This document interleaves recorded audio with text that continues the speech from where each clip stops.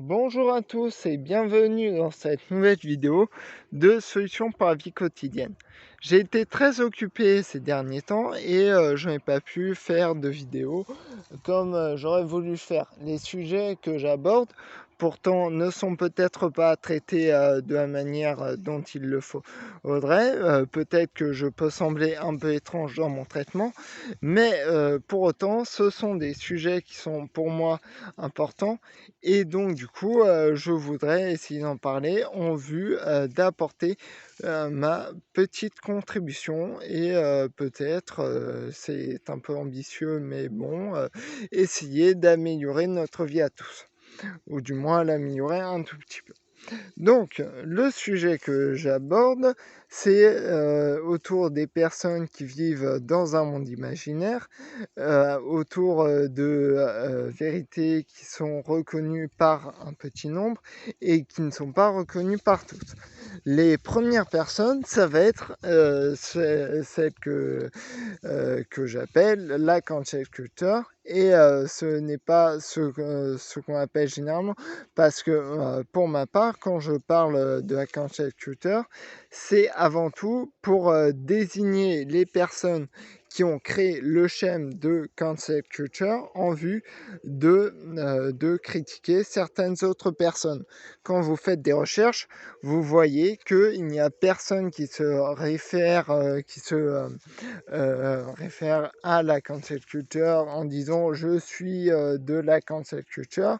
Non, il y a des personnes qui veulent faire leur travail, essayer d'améliorer notre vie, changer la culture pour l'améliorer. Et dans ce cas-là, ben, ils sont amenés parfois à faire ce qu'on pourrait appeler, ce que certains pourraient désigner comme de la destruction et donc de l'annulation, d'où cancel culture, c'est-à-dire culture de l'annulation. Et c'est ce qu'on appelle, par exemple, dans la documentation, passer les œuvres au pilon. Il y a des œuvres dans une bibliothèque qui sont trop âgées, trop vieilles, parfois trop abîmées, ou parfois qui ne sont plus du tout visitées. Et dans ce cas-là, ben, on est obligé de passer ces œuvres au pilon pour ensuite en mettre d'autres qui sont plus utiles et qui sont plus fréquentés par le public, parce que c'est l'idée dans la bibliothèque, il faut toujours se mettre au goût du jour pour permettre au public de trouver ce qu'il cherche en matière de culture.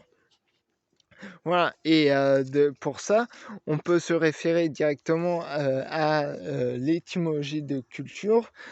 Culturel, ça vient du latin colere, qui veut dire cultiver, comme le cultural ou le cultuel. Le cultural, c'est culture de la terre en vue de nourrir, donc de créer de la production pour nourrir les personnes. Et le cultuel, ça va être créer de la production à partir des religions, des spiritualités, en vue de nourrir l'âme des personnes, en gros, ce qu'on pourrait dire. Et le culturel, ben, c'est travailler sur le domaine culturel pour pour nourrir les esprits. Voilà. Or, si on repart directement sur le cultural, il y a ce qu'on peut appeler le bon sens paysan, qui est le paysan. En gros, bon, là c'est un schème qui peut sembler peut-être un peu caricatural, mais en gros, le paysan ne dit jamais je peux cultiver mon champ simplement en me fiant uniquement à ce qu'on m'a appris dans tel lycée agro, etc. Le paysan, lui, il est tout le temps amené à se renouveler, parce que la terre change et donc du coup il faut des manières de culture différentes à chaque année. Tout le temps il ne peut pas juste se fier à ce qu'il a appris en lycée agro. Et dans la culture, c'est la même chose. Le monde culturel est toujours en renouvellement. Il y a toujours de nouvelles œuvres qui sont peut-être qui sont peut-être plus au goût du jour du public et qui apportent autre chose. Et puis il y a d'autres œuvres qui deviennent comment dire, trop surannés et donc qui ne sont plus utiles pour le documentaliste qui a pour but de donner accès à la culture au public. Donc il y a le triangle pédagogique en pédagogie. Donc on parle de l'élève, du professeur et des savoirs. Le professeur doit être le médiateur au savoir et donc être le médiateur entre le savoir et l'élève. Et bien c'est pareil entre le documentaliste et entre le savoir et le public. Le documentaliste doit être le médiateur de tout ça.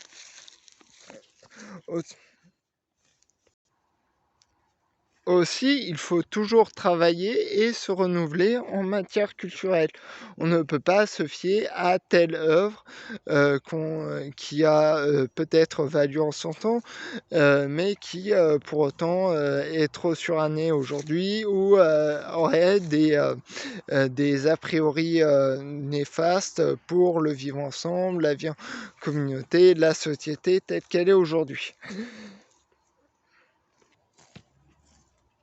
Donc, les personnes de la cancel culture, c'est-à-dire celles qui créent le concept de cancel culture en vue de critiquer certaines autres personnes, vivent dans leur petite bulle imaginaire qui est hors du temps.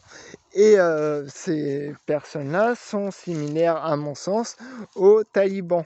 Alors, les talibans sont arrivés au pouvoir il y a peu en Afghanistan. Donc, on sait malheureusement qui c'est. Ils ont un passif très lourd.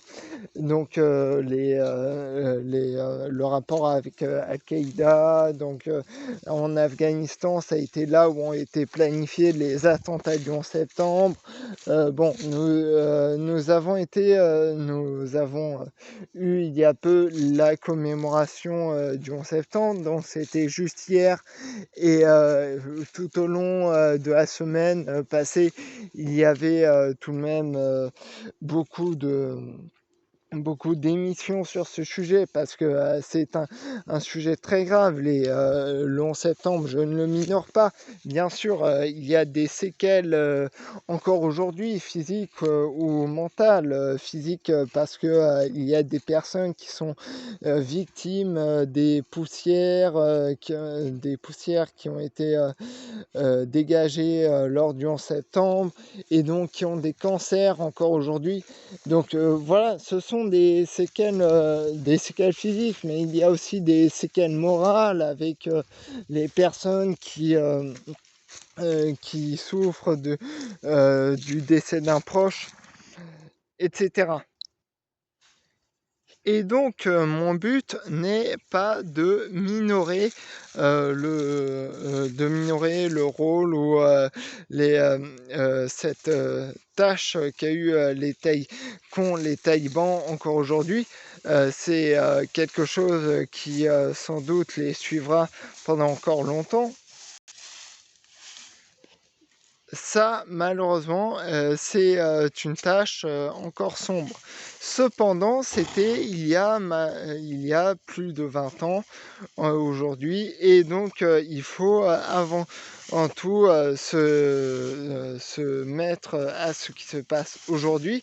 Et les talibans, ce sont ce qu'on pourrait appeler des obscurantistes, c'est-à-dire qui font barrage, obscurité à la lumière de la connaissance telle qu'elle est reconnue par la majorité des personnes. Donc je ne pense pas que de leur pays viendra des innovations technologiques importantes. Mais pour autant, est-ce suffisant pour dire que ce sont des terroristes? Est-ce qu'il y a une équivalence entre obscurantistes et terrorisme? On sait que les talibans se sont opposés à Daesh, par exemple, et qui là avait une volonté conquérante.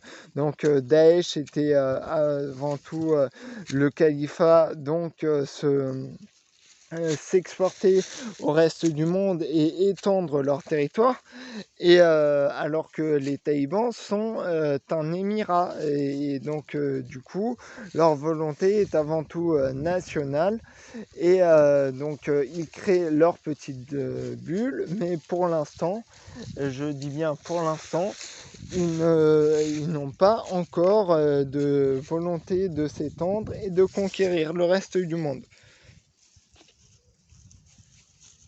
Au fond, leur bulle, la bulle culturelle créée par les talibans, bon, ça les regarde, au fond, je crois que elle les regarde, c'est avant tout ça. Et quand on voit, il y a 27 000 personnes, certes, qui se sentent menacées, qui donc qui ont essayé de fuir, mais bon, leur pays, c'est 30 millions de personnes environ, donc 30 millions contre 27 000, ça permet de relativiser les choses, relativiser au vrai sens du terme, c'est-à-dire replacer les choses dans leur centre, voir la relation de manière plus objective, c'est-à-dire en se surélevant, et non pas simplement du simple point de vue sensationnel que ça pourrait que l'on voit que l'on voit parfois. Il y a certaines personnes pour qui les talibans sont des terroristes, mais bon, pour moi, leur obscurantisme s'apparente plutôt à ce qu'on peut voir, comme par exemple les personnes qui vivent dans leur monde imaginaire autour d'animaux de compagnie. Donc là, par exemple, vous voyez ces animaux de compagnie avec dans leur habitat naturel, ou presque. Ces animaux sont personnifiés par leurs propriétaires, ils leur prêtent des caractères qui sont proches des personnes, et pourtant ce n'est pas admis. Quand on voit par exemple l'association L214 fait ses chouras autour de la loi L214, qui soi-disant, selon eux, reconnaîtrait la personnalité de l'animal, alors que ce n'est pas le cas. La loi L214 veut mettre le minimum pour qu'il n'y ait pas de maltraitance de ces organismes qui sont des êtres sensibles, selon eux, donc des êtres doués de sensations, mais ce ne sont pas des personnes, ce sont des organismes. Bon, nous ne sommes plus dans la perspective où l'animal serait considéré comme un simple objet. L'animal ne peut pas être placé sur une cheminée comme un bibelot, hein, mais il se trouve que l'animal, bon, son but, c'est avant tout de satisfaire ses besoins les plus primaires. Là, vous les voyez, c'est avant tout, il cherche avant tout à manger, à se nourrir, peu importe, leur vie ne va pas plus loin, leur existence n'est pas quelque chose quelque chose de complexe, comme par exemple, on le voit même, il n'y a pas besoin d'aller chercher dans les universités, dans les grands lieux de culture, hein. Même si jamais vous allumez la télé, comme par exemple dans une émission de psychologie comme heu Je t'aime et cetera ou Ça commence aujourd'hui sur France 2, eh bien ces émissions montrent des personnes qui ont un rapport à ce qui leur arrive, qui réfléchissent avec leurs éléments et pas de manière très parfois très cultivée ou voilà, c'est juste de la réflexion et on voit que même la moins perfectionnée de ces réflexions est quand même infinitésimement plus que ce que l'animal pourrait manifester dans son existence. Aussi, nous ne pouvons pas personnifier les animaux comme le voudraient les personnes qui prêtent aux animaux tout un tas de sentiments proches de la personne, etc. Et on ne peut pas personnifier l'animal. Et la connaissance couramment admise voudrait que l'animal ne puisse pas être personnifié. Aussi, le comportement que j'ai désigné comme étant la manie autour des animaux de compagnie pourrait être aussi qualifié d'obscurantisme, comme il y a par exemple avec les talibans. Alors, les talibans, eux, ils produisent quelque chose, ils arrivent à faire société, même si jamais il y a des fuites, etc., des personnes qui veulent s'enfuir, les talibans arrivent tout de même à maintenir le plus gros de leur population et les personnes arrivent à vivre. Aussi, peut-on les qualifier de terroristes juste parce qu'ils demandent à vivre dans leur univers qui n'est pas de la connaissance majoritairement reconnue? J'en doute et j'espère, durant cette vidéo, avoir apporté une petite piste. Donc peut-être que ça permettra de pacifier et de dépassionner le débat autour de ces questions qui sont capitales pour l'avenir du monde. Merci, bonne journée.